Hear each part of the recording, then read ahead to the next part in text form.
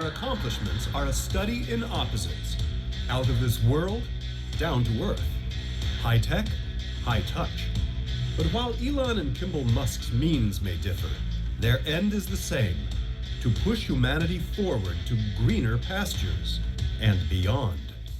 They were born and raised in South Africa, but Elon came to America first, earning undergraduate degrees in both business and physics before briefly attending Stanford in 1995. My brother was in Canada at the time, and I said, look, I think we should try to create an internet company. So he came down and joined me. Elon was more the business mastermind. I was more the sales guy. Their first venture, Zip2, sold to Compaq in 1999. Kimbal was an early investor in Elon's next company, which would eventually become PayPal and sell to eBay in 2002. In the years following, Kimbal pursued the culinary arts, eventually landing in Colorado. I'm one of the founders of The Kitchen, which is a restaurant in Boulder, Colorado. It's a nationally recognized restaurant.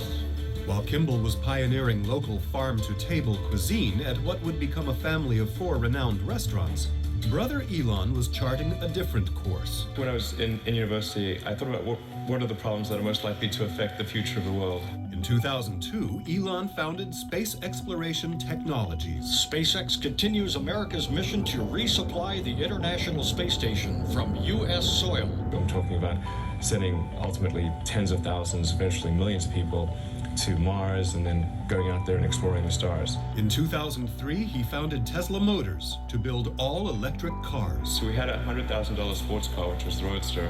Then we've got the Model S, which starts at around $50,000. And our third generation car, which will hopefully be out in about 3 or 4 years, will be a $30,000 car. The winner, by unanimous decision, Tesla Model S. In 2006, he became chairman of Solar City, the largest full-service provider of solar power in the country. Meanwhile, Kimbal, while also serving on the boards of SpaceX and Tesla, found another cause. Obesity is the epidemic of our day.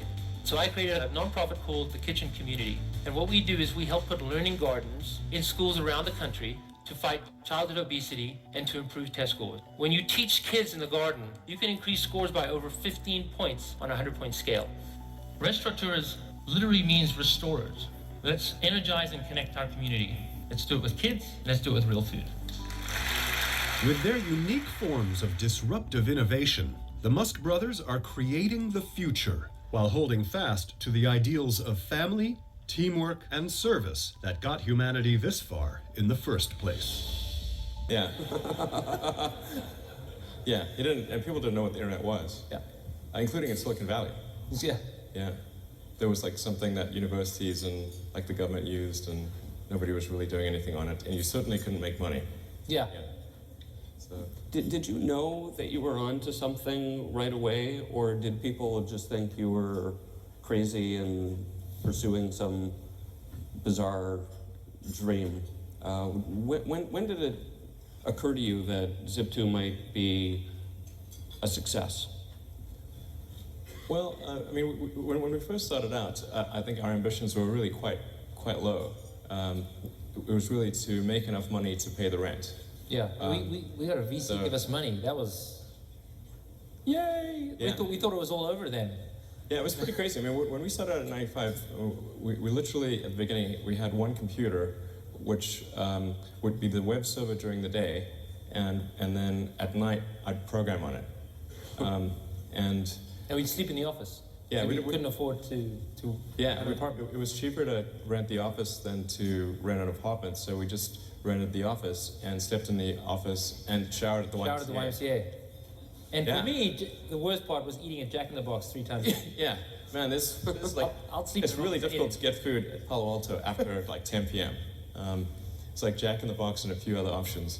So we rotated through the Jack in the Box menu. I remember the one time I was literally at Jack in the Box. Hopefully you guys aren't, whoever's from the company's not here. And it was one of those like 3 a.m. things, and I took a milkshake, and I was so tired, and there was something in the milkshake, and I literally went like this. And I sort of Yeah. that's your standards just dropped to nothing.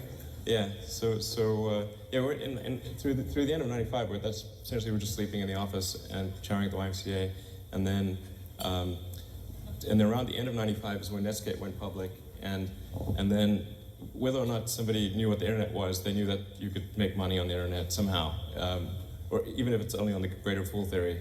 So when we went and talked to venture capitalists in early '96, there was a much greater interest in what we were doing.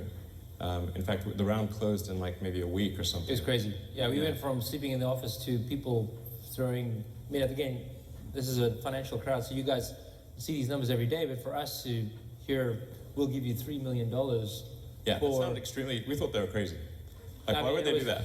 It was literally like, these people are insane. They obviously do not realize we're sleeping in the office. In fact, when they did fund us, they realized that we were illegal immigrants. Well, I mean, Yes, we were. I'd say it was a gray area. Yeah, yes, we were. We were illegal immigrants. We were sleeping in the office. We didn't have a car. We had one car, but the wheel kept falling off. But, well, actually, yeah, the wheel did actually fall off the car. Yes, exactly.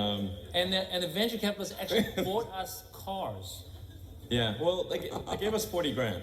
It was 40 grand to go buy cars, which was, at the time was more money than we'd ever seen. Yeah, and I bought I spent 35K on a Series 1 67 Jaguar E-Type.